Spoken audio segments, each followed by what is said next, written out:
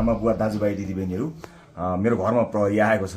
मैले समाचारबाट उच्च अदालतको आदेशबारे थाहा त पाएँ, तर बिना कुनै कागज अहिले यतिखेरसम्म मलाई केही पुर्जी पनि दिएको छैन, कागज पनि दिएको छैन। मेरो घरभित्र आएर बेडरुमभित्र आउनुभएको छ, मैले सार्वजनिक पनि गरिसकेको छु।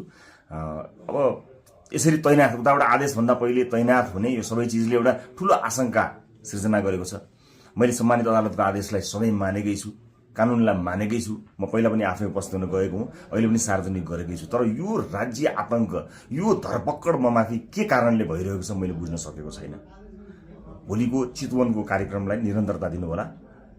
मलाई लागेको थियो म केही कुरा भन्छु भनेर, तर जुन तरिकाले अहिले यो सामान्य अभ्यासभन्दा पर गएर जबरजस्ती गर्ने कोसिस बिना कागजपत्र छ होला, ल्याउनु पनि हुन्छ होला, ल्याउन सकिने पनि थियो। त्यो लिएर आएर लैजान सकिन्थ्यो, भोलि ल्याउन सकिन्थ्यो। भरे पनि अझै कागज बोकीवरी प्रक्रिया मेरो लागि कुनै प्रक्रिया पूरा गर्न मानेको छैन। आतंकित बनाएर घरभित्र प्रहरी छिरेको छ।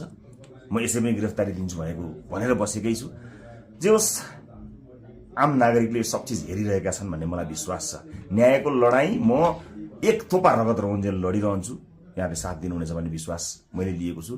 मैले कुनै गल्ती गरेको पनि छैन, कुनै अपराध गरेको पनि छैन, तर संसारकै सबैभन्दा ठुलो अपराधीलाई जस्तो ममाथि गरिएको यो व्यवहार आम जनताले हेरिरहेका छन् भन्ने मैले विश्वास लिएको छु। म धेरै केही भन्दिनँ। म सम्मानित अदालतप्रति अझै पनि आशा र भरोसा राखेर कानुनी प्रक्रियामा सघाउनको लागि परिरहेको छु।